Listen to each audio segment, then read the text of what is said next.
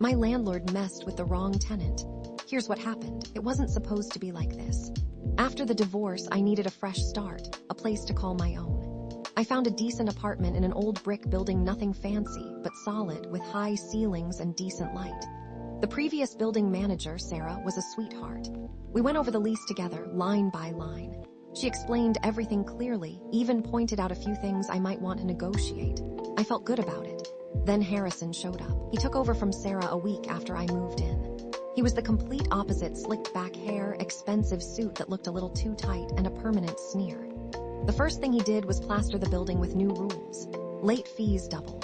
Parking restrictions tightened. He even started charging for visitor parking, something that had always been free. New management, he announced, like it was the only explanation needed. I tried to be reasonable. I figured, okay, maybe he's just trying to run a tighter ship. But the changes kept coming, each one more irritating than the last. He started doing routine inspections, barging into apartments with no notice, poking around, making snide comments about cleanliness. Then came the common area maintenance fees, which seemed to magically increase every month.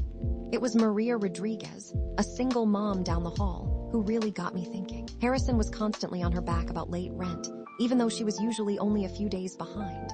He'd leave nasty notes on her door, threaten her with eviction. One afternoon, I saw him yelling at her in the hallway, practically reducing her to tears.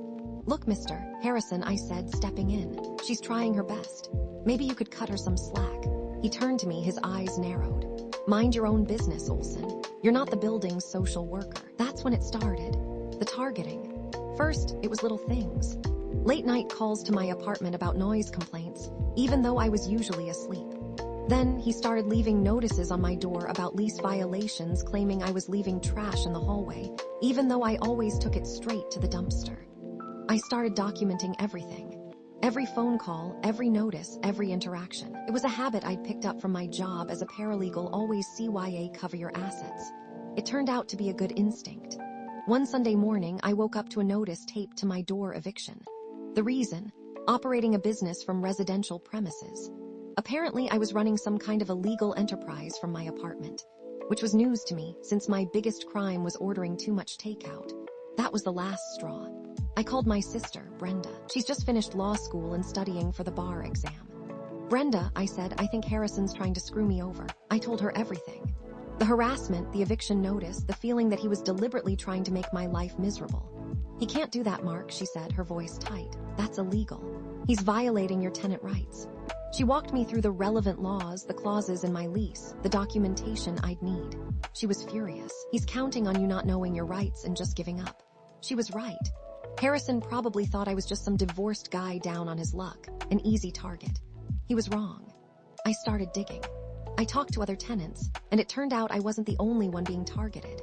He was doing the same thing to several other long-term residents, trying to push them out so he could jack up the rents. I organized a meeting in the building's small, dusty common room. Most of the tenants were scared, hesitant to speak out. But Maria was there, her eyes filled with a quiet anger. And old Mr. Miller, the retired accountant from the third floor, showed up with a stack of documents he'd been quietly collecting for months. He said he'd noticed some irregularities in the building's finances. We compared notes, shared our stories. The more we talked, the angrier we got. It was clear that Harrison was running a deliberate campaign of harassment, trying to force us out. I drafted a letter. A long, detailed letter outlining every instance of harassment, every lease violation, every shady financial dealing. I cited the relevant laws, quoted the specific clauses in our leases. I made it clear that we weren't going to take it anymore. I hand-delivered the letter to Harrison's office. He barely glanced at it. "Good luck with that, Olson," he said, smirking. "You don't have a leg to stand on." He thought he was untouchable. He thought he could just bully us into submission. He was wrong. I filed a lawsuit.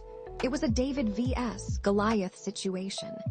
Me, a paralegal with a slightly above average understanding of the law, against a wealthy landlord with a team of lawyers at his disposal. Harrison hired Mr. Peterson, a slick, expensive lawyer who looked like he'd never lost a case. Peterson tried to intimidate me from the start, sending threatening letters and filing motions to dismiss the case. But I wasn't backing down. I spent weeks preparing. I interviewed witnesses, gathered evidence, and researched every possible legal angle. I practically lived in the courthouse library. The trial was a nightmare. Peterson was ruthless. He tried to discredit me, painting me as a disgruntled tenant with a personal vendetta. He attacked my character, bringing up my divorce and implying that I was unstable. But I was ready for him. I meticulously cross-examined Harrison's witnesses, exposing inconsistencies in their testimony. I presented the evidence we'd gathered: the emails, the notices, the financial records showing a clear pattern of harassment and illegal activity. Mr. Miller, bless his heart, took the stand and calmly explained the financial discrepancies he'd found. He showed how Harrison had been siphoning money from the building's accounts, using it for personal expenses. Maria testified about the emotional distress Harrison had caused her, the constant fear of eviction, the feeling of being powerless. She was brave and articulate, and her testimony had a palpable impact on the judge. The turning point came when I found something Harrison had tried to bury: an email chain showing that he'd bribed a city inspector to overlook safety violations in the building. Things like faulty wiring, fire hazards, and structural damage. I presented the emails to the court. Peterson tried to argue that they were fabricated, but I had the metadata to prove their authenticity. The judge was furious. He slammed his gavel and called for a recess. When the trial resumed, the atmosphere had shifted. Harrison looked pale and shaken. Peterson seemed less confident. The judge ruled in our favor. He found Harrison guilty of harassment, wrongful eviction, breach of contract, and bribery. He ordered him to pay significant damages to me and the other tenants, cover our legal fees, and rectify the safety violations in the building. But that wasn't enough.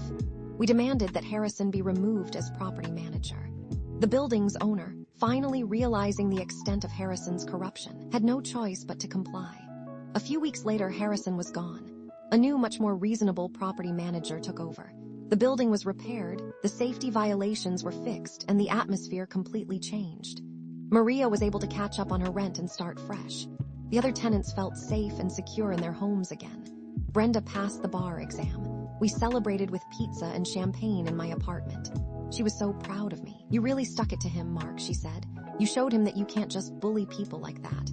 I felt exhausted but also incredibly satisfied. I had fought for my rights and I had won. I had protected myself, but I had also helped my neighbors, empowered my community. A month later, I received a letter in the mail. It was from Sarah, the previous building manager. She had heard about what happened. "I always knew Harrison was bad news," she wrote. "Thank you for standing up to him.